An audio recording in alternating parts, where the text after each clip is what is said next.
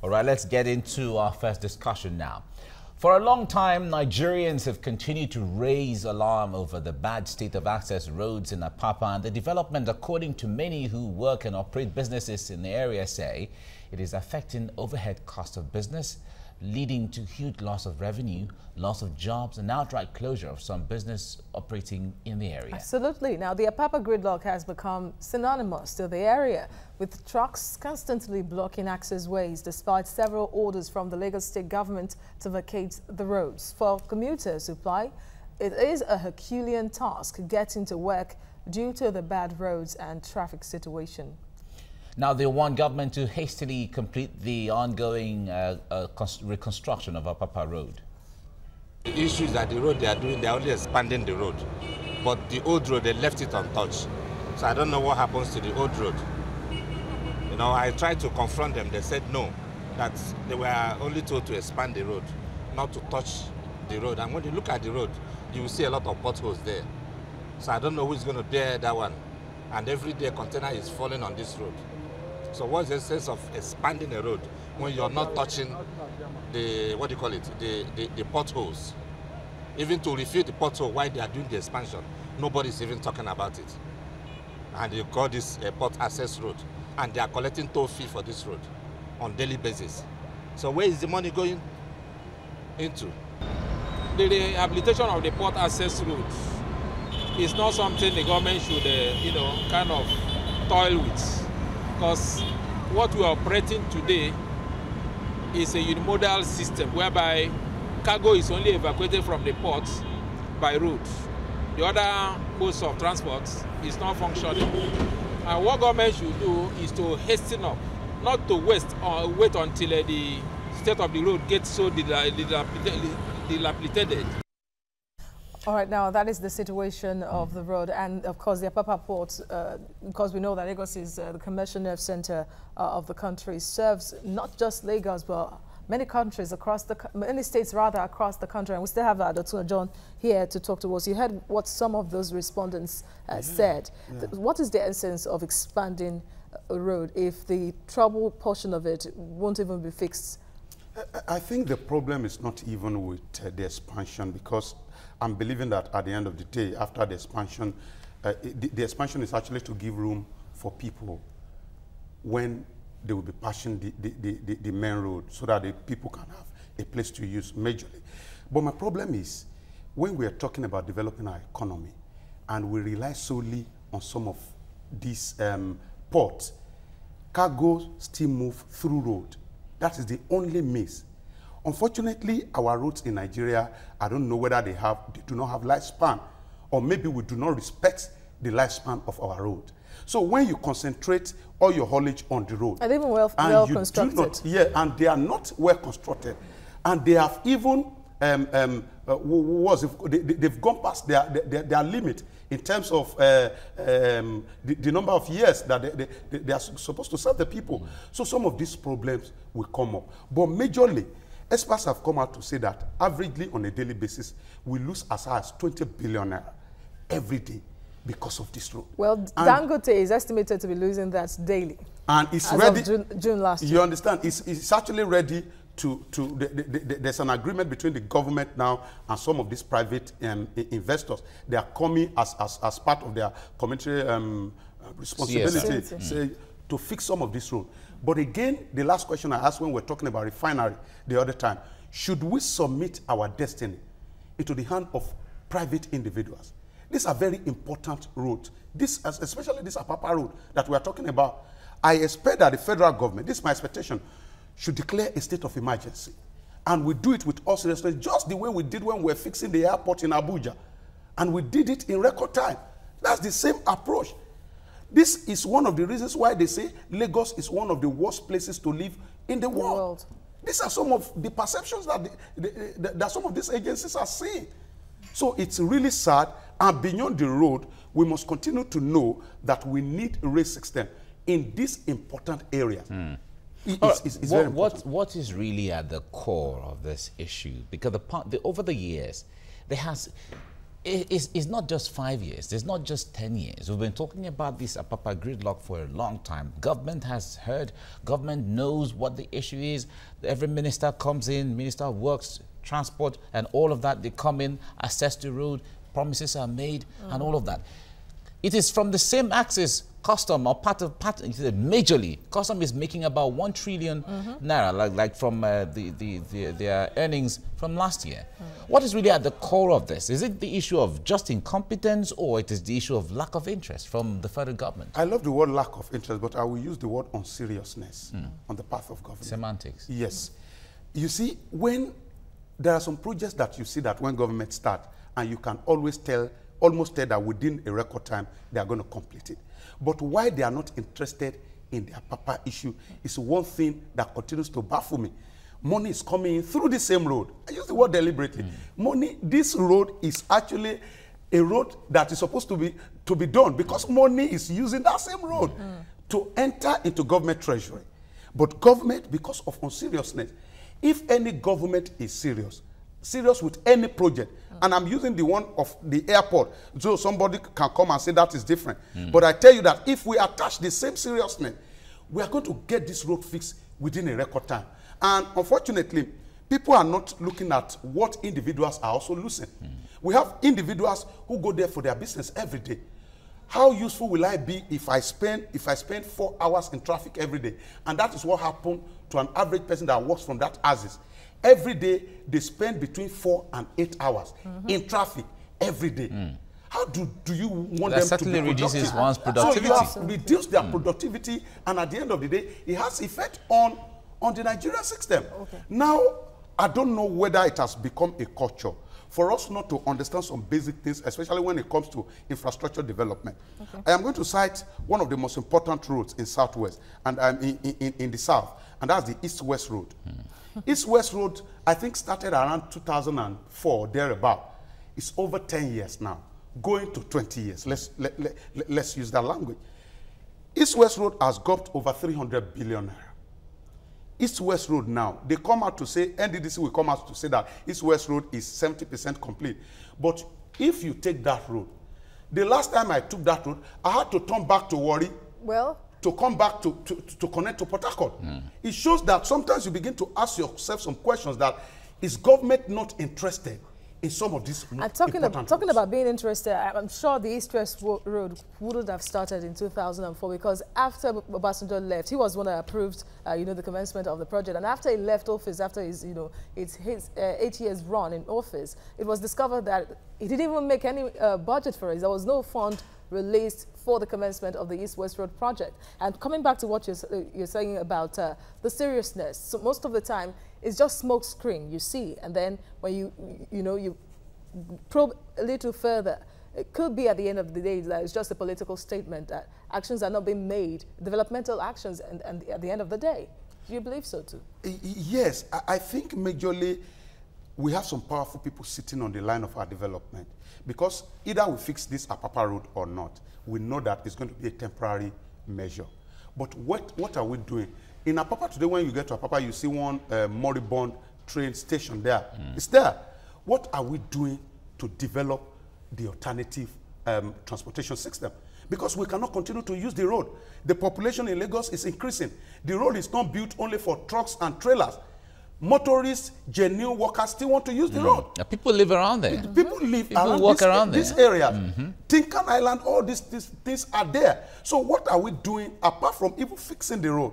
What is our plan to fix the alternative system? Because if we do not fix the alternative system, if we fix the road now, the pressure on the road will still destroy the road. So again, you look at the interests of people. It's like fixing electricity, for example. We have some powerful people importing generator. With these powerful men and women, allow your power system to work. We can continue to name people in this haulage business who are also powerful, who are making millions and trillions of naira. Will they allow the alternative system to work? And I say that the leader that will fix Nigeria will not be a coffee drinking type of leader. It will be a firm, maybe a tobacco smoking kind of leader. And these are the leaders who call mafia managers, who will not look at whether you belong to his political party. Because if we continue to trace history now, you discover that many of the people that are spoiling the nation are in ruling power, either in PDP or in APC. They are not from heaven. And that's the problem, because it's not always a politician, you know, that belongs to a political party that will become the leader of the country. Because politics is the most viable business. So even if I am not there directly, I am investing my money. If I invest my money on you to install you the governor, for example, you are not going to come and turn back and make any policy that will not favor me. That will affect your again, business. We must continue to deal with the powerful people who are standing on the way of development. All right. So once we do this, we have a headway. All right. The federal government got loans, especially Sukuk loans. You mentioned this sometime, and it was specifically said that it will be made available for infrastructure. Yeah. Now, if you're traveling from Lagos to Benin, for instance, in other parts of, I applied that road recently, and I saw that the Benin-Ore road is being done and constructed. In fact, part of it is by the Sukuk bond or the Sukuk loans that were gotten. Now, would you have advised, because it seemed like adequate funds are not available to handle all of this at the same time. Yes. But when it comes to the emergency, places like Apapa Road would have been a little more of emergency than maybe a Benin or a road. Adequate fund will never be, we will never get to a point where we have adequate fund, either in government circle or in business. That's where priority comes in. Then again, I know that because of our nature in Nigeria, contractors take us for granted. You know, most of these contractors are foreigners. Yes. And once they come, the same, if we continue to look at road fixing here and there, you discover that in Nigeria, it's usually higher than other areas because they need to settle.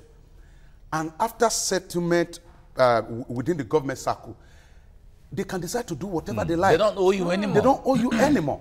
They don't owe you anymore. So contractors, especially the foreign ones, have also become an issue. That is why when you say this road, you are supposed to fix it within 9 months. After 3 years, you still go there to see the road. But it would still you boils down. Blame them really, or those in the system that, demand for settlement, yes, from these foreign companies? And most usually, as a businessman, you want to make profit. Once you spend a half of your budget or amount for construction to bribe officials of the country, you would want to relax, wouldn't you? Yes, and that's why I used the word unseriousness deliberately the other time. Now, even apart from bribe, because they've known us so well now, they are trying to take advantage of us and are saying, oh, if we say fix this road within 2 years, they take as long as 10 years and nobody's asking questions. Because the government too, maybe we are not interested, or because we are just not serious. So until we get to a point of from the start, there has been compromises from the start. Here and there. So nobody is going to stand above board anymore.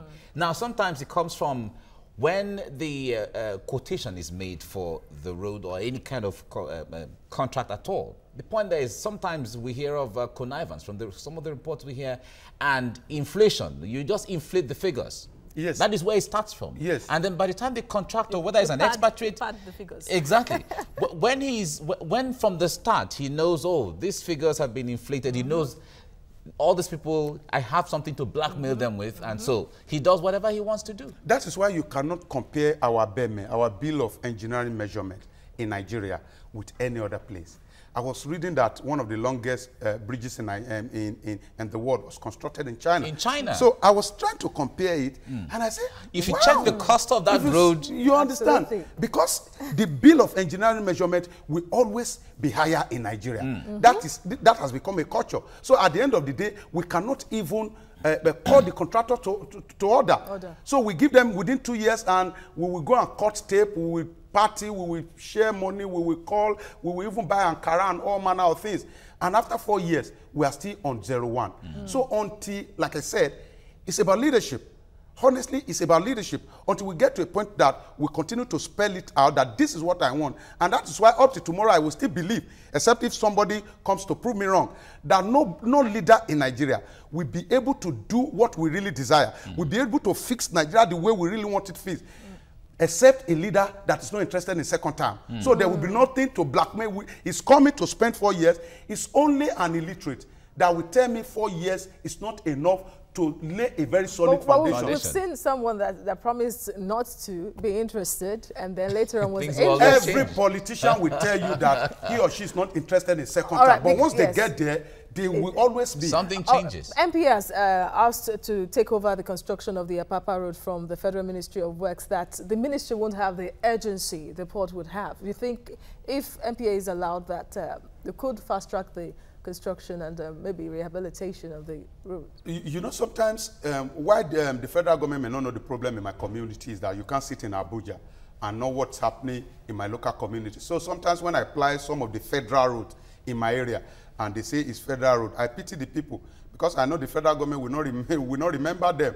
You understand? So I believe that if we have an agency of government that is closer to the road, that is seeing and experience the suffering of the masses, that will help a great deal.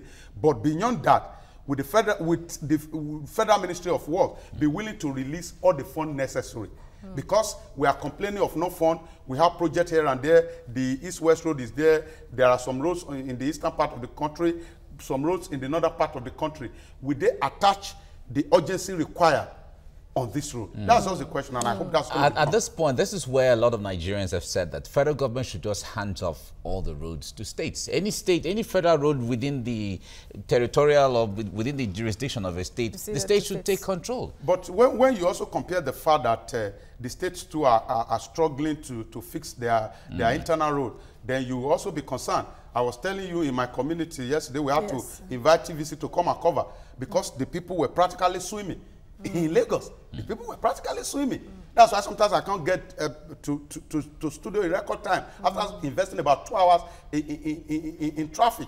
So some of these things boils down to the interest of the people. Unfortunately, it comes also to the issue of value. Value, if the citizens, it begins with the citizens. If the citizens do not value themselves, there's no possibility that the government will not value them. And value starts from the period of election. You know, I told you a story of what happened in 2015. In my polling unit, there's a story building. The agent of the party will go and stay on top of the story building. I didn't know. So they will be looking at you inside the polling bus to see which party you will vote for. So once you vote for your party, they will come down and give you, I think PDP was giving 500, APC was giving 1,000 naira in my community that time. So when I voted, my younger brother now told me that this is what they are doing. So I was, okay, I got there and I voted. When I voted, I was expecting them to come. But nobody came. It's because everybody understands value. If from the period of election we attach value to ourselves, and you come with your money, no matter, I am still a poor man in the societal sense of it, because you cannot remove yourself from the society. If I look beyond my poverty to cast my vote and I was not expecting anything because of value, at the end of the day, I will be able to hold my representative accountable. So we need value at our level. That's why nobody is attaching value to anybody. But how do you achieve value? How do you, value yourself, really, if you can barely even provide food for your children, let alone yourself? And in fact, where people are very ignorant and people are also very illiterate. That is also, unfortunately, it's also the duty of government to also keep the people educated. And that's why, we question the sincerity of government in genuinely educating the people. And this is one of the reasons. Because at every point in time, the politics of poverty is very popular. And that's the only politics you can play to get power. And because the people are very used to it, they prefer the politics of poverty. They prefer to go to the ballot box and get 5,000 naira and cook a pot of soup and don't bother about what's going to happen in the next 4 years. 4 years. So until we have a people who deliberately, I'm not expecting, if it were for me, in all honesty, I am not talking as an activist. If it were for me alone, Lagos State government will fix that road. Because I will practically go there and be sleeping on the way in the government house. But the other people in my community will ask you whether you are mad. Because there's no value. Nobody is I have paid my tax. But then it's a federal road, not Lagos Road. I am talking about the road in my community. You know, you said maybe we should surrender to the road. So that's exactly what's happening to the federal road. Again, for any government to show seriousness, you must know that the golden, this thing that lays the golden egg, you must take care of the ghost. And that's what is happening in Apapa now. So I expect the federal government to, as a matter of urgency, fix that road so that at least there will be more revenue. Why only Apapa port in the first place? There are different ports across the country. Why put your attention and the pressure of importation on the Lagos Apapa port? We may not be able to answer that question, but the thing is that we have made the mistake. We have failed to develop other ports. In Warri, we have failed to lay emphasis in the port in Calabar. Because ideally, if you want to look at it, let's say there's a port in Lokoja, for example, and you know that it's just like what they call catchment area, and you create a catchment area that the port in Lokoja is going to serve the northern part of the country. The port in Lagos is going to serve the southwest, and the one in Warri and the port even on Onitsha is going to serve the people around that area. We will not have this problem, but now we have the problems in our hand. How do we solve it? First is to fix the road, and as we are fixing the road, we are working on the train. And as we are working on the train, we are thinking about how to develop the other port. So we must stop looking at what is happening today. We must continue to look at what's going to happen in the future. In 1982, when Dubai was building I think what's the name of this community in Dubai? Their second port. The then Prime Minister was wondering, the son of the then Prime Minister was wondering, that why do we need a port at this point in time? We already have one that is working very well. And the father told him that I am not building for today. I am building for the future. At that point in time, and here we are now. You understand? At that point in time, we were generating money from oil the same way Dubai was generating oil. But because our attention is about, we are men of today. We think about what to get now, what to do now, and we forget about the future. If we had taken those steps in those days, we would have been better off. And now Nigerian politicians are going. But again, we cannot continue to say because we didn't take the step yesterday and we will not take it today. We must continue to take it now so that at least the next generation will benefit from it. Okay, this is where we have to leave it now. We have to take the steps right now so we can be either the Singapores or the Dubais of tomorrow. Dotun Ojon, thank you so much for joining us on the program. Thank you very much. Right. Okay, we have just a few minutes before the top of the hour where we will go for the news update. We will go on a break now, and the top of the hour, we'll go for the news update. Stay with us on TVC Breakfast.